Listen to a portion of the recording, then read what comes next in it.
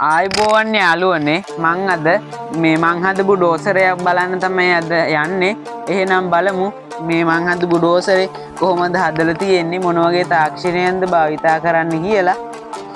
මම මේ ඩෝසරේ මාස එකමාරක් විතර ගියා හදන්න. ඒක නිසා තමයි ඔයාලට මේක හදන වීඩියෝ එකක් ගේන්න බැරි වුනේ. මේ අපි බලමු මේක මේ හදලා තියෙන්නේ කොහොමද කියලා.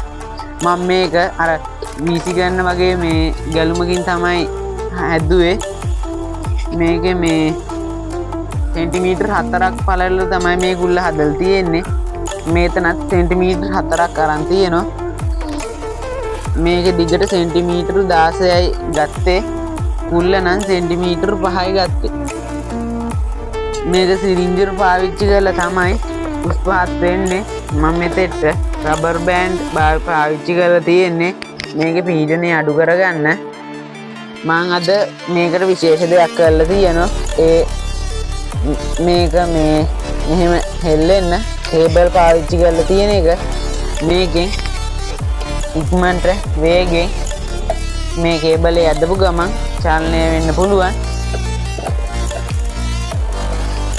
යාළුවනේ මට මේකට මේ රෝද දාන්න බැරි වුණා.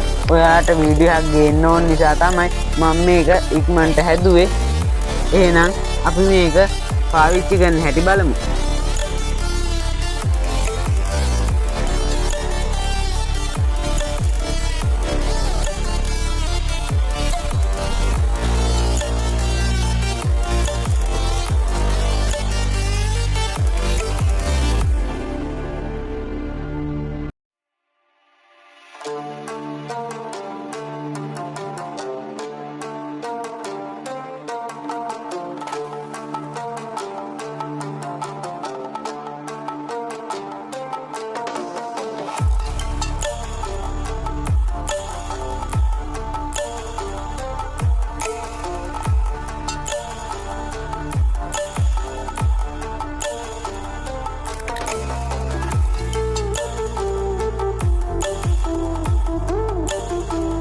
මේ වගේ රිමෝට් එකකින් තමයි මේක පාලනය වෙන්නේ.